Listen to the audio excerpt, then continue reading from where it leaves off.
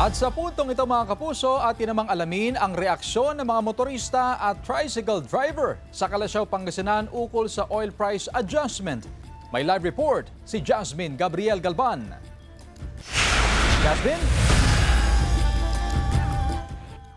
Panibagong oil price adjustment ang ipinatupad ng mga kumpanya ng langis ngayong araw at ngayong umaga nga, Chris, ay malaki yung tapyas sa kada litro ng diesel. Sa nakalipas sa 3 linggo, Chris, ay halos kalahati ng ibinaba sa presyo ng diesel. 3 weeks ago, Chris, ay nasa 160 kada litro ang diesel sa iba't ibang mga gasolinahan sa probinsya ng Pangasinan. Pero ngayong araw, Chris, ay nasa 80 pesos na ang kada litro ng diesel. Bagay na ipinagpapasalamat ng transport sector dahil kahit papaano ay makakatulong yung tapyas sa kada litro ng diesel sa kanilang arawang kita. Ngayon, alamin natin, Chris, yung reaksyon ng ating mga kababayan kaugnay pa rin sa, 3 weeks na rollback sa diesel dito nga sa ating bansa. Alamin natin kung ano ba yung kanilang masasabi, ano ba yung kanilang reaksyon, ito ba ay nakakatulong sa kanilang araw-araw na buhay. Ito si Kuya, isang tricycle driver. Kuya, good afternoon, Kuya. Kumusta? Kumusta ang pamamasada natin ngayon? Medyo mahina ako tulad sa galing ako sa Toda ho namin. Kaya sobrang hina. Kaya pumunta ako dito, nag-iikot-ikot. Para maghanap ng pasahero, no? Pero Kuya, kumusta? Dahil syempre ngayong linggo ay panibagong pagbaba sa diesel. Kumbaga ilang linggo na tuloy-tuloy yung pagbaba sa presyo ng diesel. Malaking bagay yun para sa atin ng mga, transport sector, mga driver, tsuper. Medyo nakatulong yung ma'am kasi madidivide yun sa gasolina eh. May dadagdag sa tubo namin. Yung pa rin, hindi pa rin talaga bumabalik sa dati niyang presyo eh. Kaya hirap pa rin mo talaga.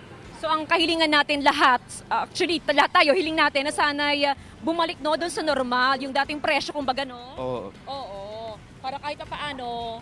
Eh mas, humantayo o kaya madagdagan mo pa yung kita ko namin. Totoo. Oo. Ayun lang, sana bumalik sa dati ho ma'am. Presyo ng Maraming salamat, Kuya. Isa pa, siguro ito si Kuya, dahil syempre sa kanyang trabaho bilang street food vendor. Kuya, kumusta ang kita ngayon? Anong masasabi mo na patuloy yung pagbaba sa presyo ng produktong petrolyo 3 weeks na?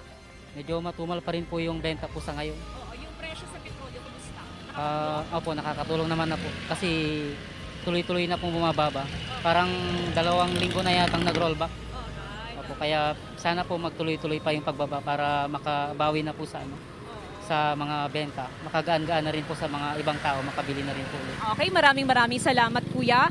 Chris, ilan lamang yan sa mga nakapanayam natin mula sa transport sector at ang kanilang patuloy na panawagan o hiling, syempre magtuloy-tuloy pa yung rollback, especially sa presyo nga ng diesel. Samantala, Chris, tuloy-tuloy din yung pamamahagi ng assistance ng national government.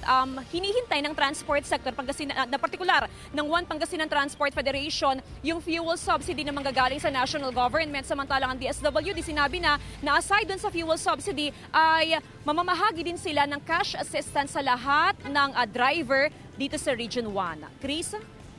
Maraming salamat, Jasmine Gabriel Galban.